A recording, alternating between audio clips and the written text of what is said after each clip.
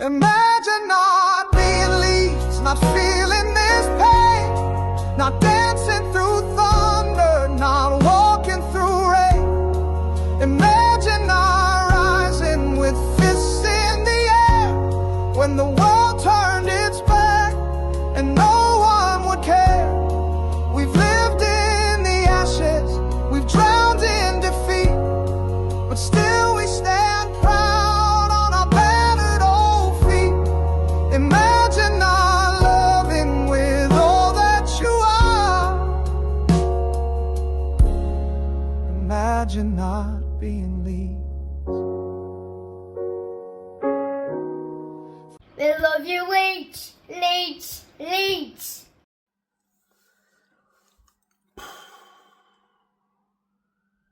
What an absolute disgrace.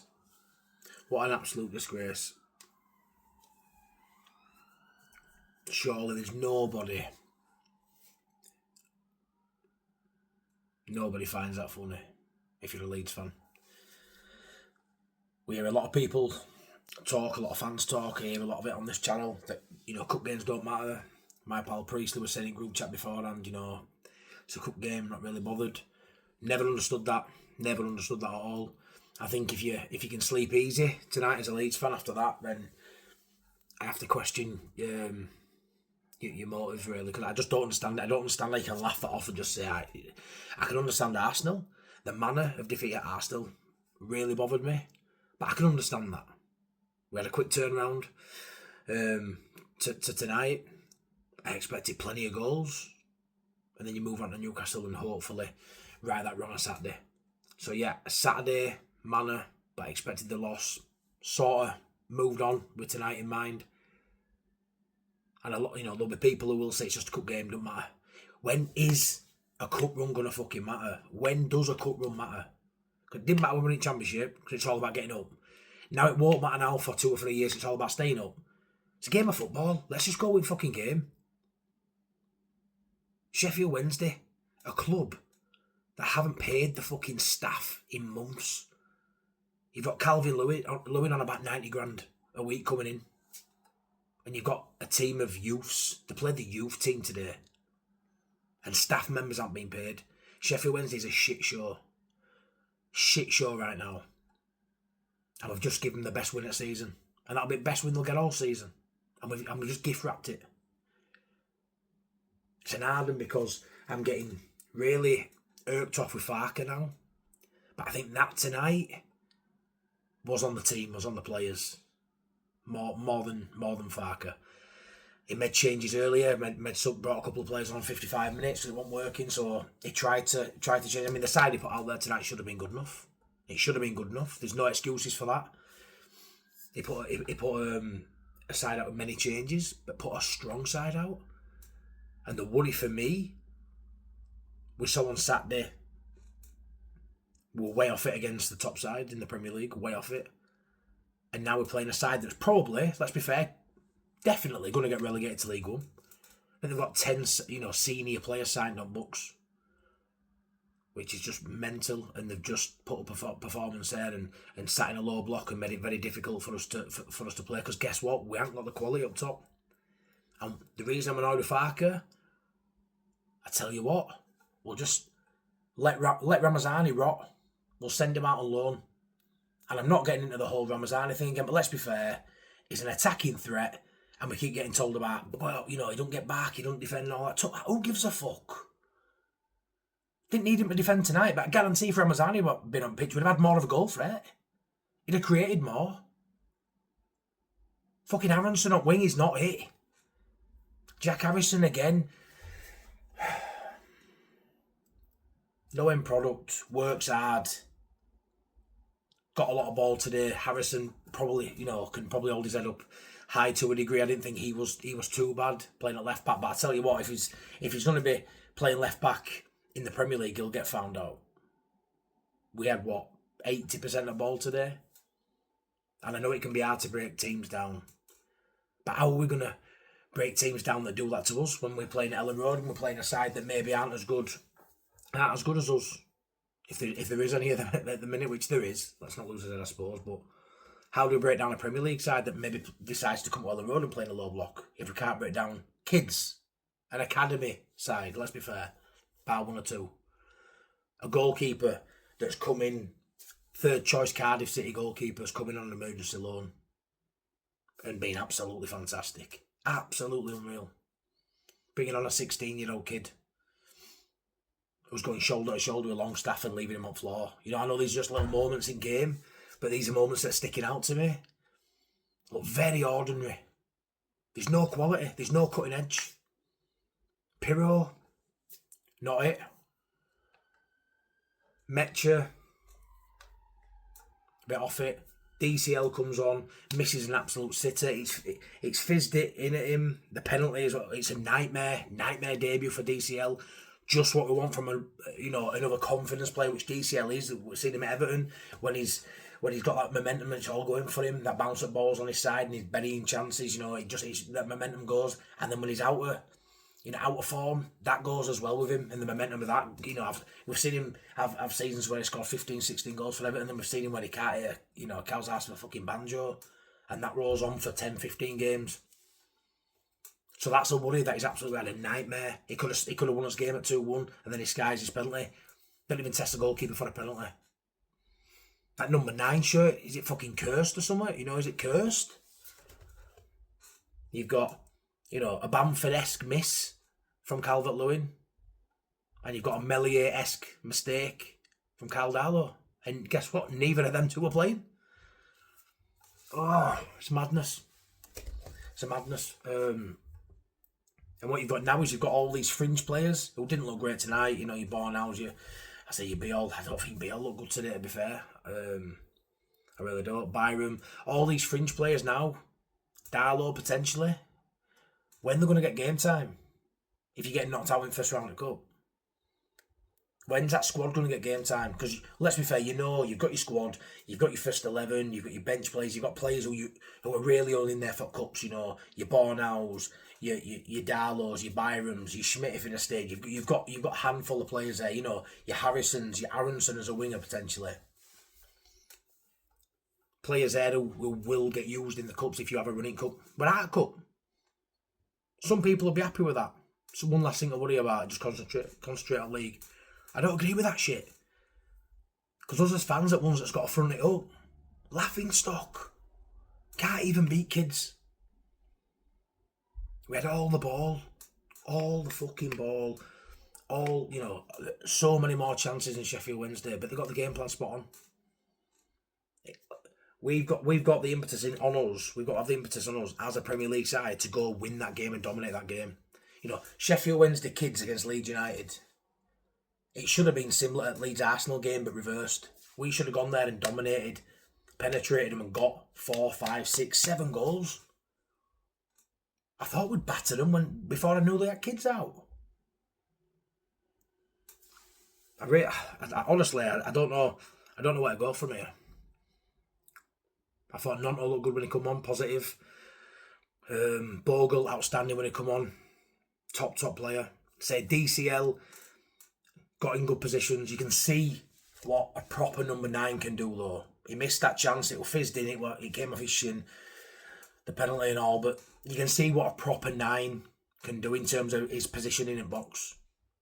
Getting on shoulder and getting in front of running off the back of his centre half and getting to that ball as it comes in. Just getting a toe on it. Great save by keeper on that second one. The third and a bit unlucky, he just couldn't quite get there and keeper comes out again and does really well. So I liked his movement. Definitely, lacking that cutting edge at minute, lacking that match fitness, that match sharpness more importantly, which I think when DCL gets it, it's good to be missing them chances in terms of first game back. At least he's getting in the area. You can see what he will offer us and what he will bring us. But still, to miss a penalty, that was the biggest bugbear of DCL for me. That chance he missed, he fizzed in, it looked a sitter, it did, but to miss a penalty as well, to back that up, it's just, it's not good. Not good at all. I thought Longstaff today were, very vanilla. I thought Dan James, when he come on, trying to make things happen, I thought Farker made the subs at the right time, and the fact we're having to bring Stark and Bogle on and people like this, it's laughable. This should have been a game, let's be fair. They're bringing on a young 16-year-old We should have been doing that tonight at 4-5-0 up, bringing on Harry Gray. You know, that should have been us today. We should have been bringing on Harry Gray at 3 or 4-0 up in the last 20 minutes saying, go get yourself a goal, son. And that would have happened. He will have expected to make minutes today with Harry Gray. Because let's be fair, professional football, you shouldn't count the chicken before the hatch, but that side that's gone there today will have expected to win that game and win it comfortably.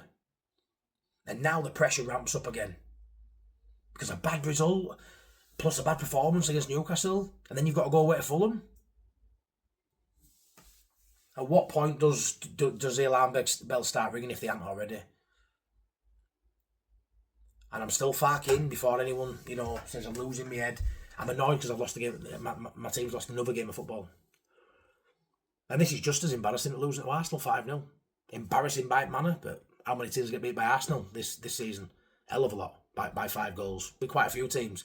How many teams are going to get beat by Sheffield United's under-21 side this season? Let's be fair, that should never happen. Professional sides should never be playing their academy side against the fucking Premier League side, so it's probably never going to happen again. Embarrassing.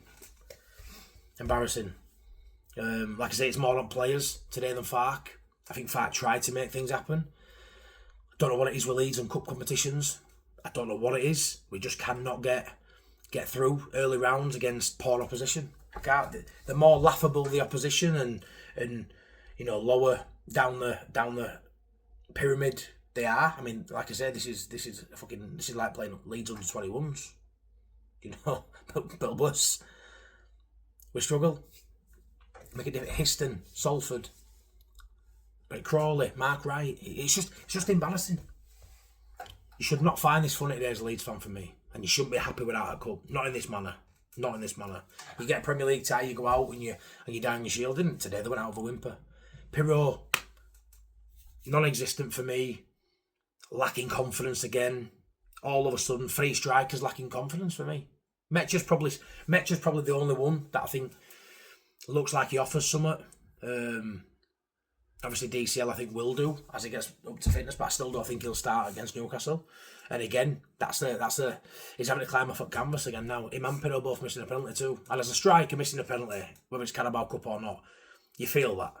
You feel that as a player, but as a striker, a dead ball in front of goalkeeper, you should be burying that. So I always think the next game, and some people eradicate the cup, like I say, and just think, right, after Arsenal have got Newcastle, but that's still a game of football where they've turned up and played, and that's an embarrassing loss, and now they've got to go play Newcastle.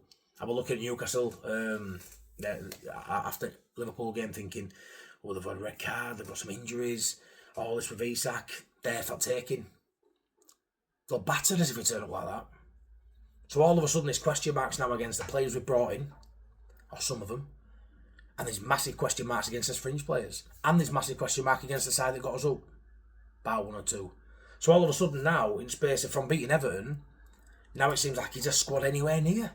Is it anywhere near? Okafor looked good in flashes, but flashes isn't good enough when you're playing kids. When you like I say, we're letting our most attacking threat, our most exciting attacking threat, go out on loan because he's deemed not good enough. Tell me why you ain't sending the rest of them out on fucking loan. Tell me why the rest of those players are out for transfer. Your Aronsons, your Pirros. Shocking. I didn't want it to be player bashing this, but I don't see positives. Positive is we go again. There's always another game. Newcastle will be reeling after losing in dying seconds against Liverpool after clawing back from 2-0 down, for man down. They'll be hurting. Does that make them more deadly? Potentially. Because our confidence will be flawed after that. Our championship winning side last season should have put them to bed. And this should be a better version of that. But the players we've signed, and we're upper level now. We've spent over 100 million quid. Has it been spent wisely? Is 10 players for 100 million quid spreading it too thin? Have we not got the quality in that maybe 1 or 2 of them, look like we had? Is Bijol as good as what we thought he was going to be? Is Perry? Not too sure. All of a sudden, the goalkeeper situation seems heightened again. And not just at one goalkeeper too. And I like Darlow, and Darlow's done great. And it's a dodgy one, but again, it's another goalkeeping header that's killed us, and we bash Melier, so we've got to sort of bring it up now and talk about Darlow. Perry's been shocking last 2 games. We got away with one at Everton. We win 1-0. On another day, that goes the other way. It was nip and tuck in that second half, although we battered him in the first half. Where's that first half performance from Everton been in the last 2 games? Where has it been? Because play like that, we'll have no worries staying up. We'll have no worries being competitive against an Arsenal, whether you lose or not by a couple of goals. Battering a side like Sheffield Wednesday. Where's that first 45-minute performance from Everton game? Because from half-time onwards from Everton, we've been pretty shit. We played 45 minutes of good football in 3 games for me. 270 minutes, we played 45 decent minutes. So that's a worry for me. Where's that performance gone? Can we get it back? Because we're going to need it back for Newcastle. Away from home is going to be a struggle in Premier League. We've seen that now. Last 2 weeks. Last 2 games, sorry, last 3 days. Away form, it's not it for us. Home form is going to have to be where we pick up us points. But yeah, I'm really frustrated with this today. Like I said, more the players that were on pitch, Farke put outside, capable of winning that game. We had all the ball, we had more shots, but we come out losing. Someone who went to penalties, I just knew. With game their goalkeeper had, with the players we had on pitch, we weren't going to put it away. We haven't got no quality on dead balls. We've not got no quality on dead balls. 3 penalties, 3 misses. It's ridiculous. It's ridiculous to be missing penalties like that, especially when it's, your 2 strikers and a Longstaff, experienced Premier League player. It's embarrassing to miss 3 penalties. We need a couple of creative sparks up top. We need someone who can take a dead ball, someone who can hit a free kick, someone who can put that ball on a sixpence from taking a corner, on a dead ball situation, and we need someone who can take a penalty clearly. We'll say, well, Metch got one against Everton. He did, but we just missed 3 there. Metch is not going to be on pitch that much this season, potentially. Yeah, big worry signs for me now. Because Newcastle at home now, massive game. Obviously, every game's massive, but there's a potential we don't win that. Fulham away, there's definitely a potential we don't win that. In London, against Fulham, who have done well the last few years. They're not the Fulham we remember in Premier League a few years ago. And, at Fulham, they've got a good record against us. Anyone in London's a no-go for us at the minute. So you might as well say there's no point even showing up there. So Newcastle game's massive. All of a sudden, pressure's on. I'm pissed off as a fan, which I don't like being. Farke's going to be feeling it. Another couple of losses. It's going to heighten up.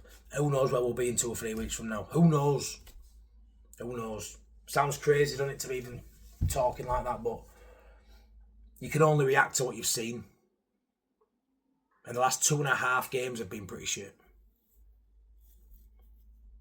in terms of performance. So yeah, the lads need to take a big hard look at themselves in the mirror. Farke needs to do some serious thinking about what he needs to do with his team and how he can get the best out of his players, because the players aren't performing currently. And it's his job as manager to rectify that. Because whether he's got the tools and the players currently to stay up, I thought he did. Hopefully he has. He should have been able to, with what he's got, plug a few gaps and not concede 5 at Arsenal. Play a different way. Don't, start going long. Get Metcher on rather than playing out from back when your keeper literally can't play that way. The press is too aggressive. Let's change it up a bit. Let's change it at half time. Whatever you need to do to stem the bleeding at 2-0 down, do it. He didn't.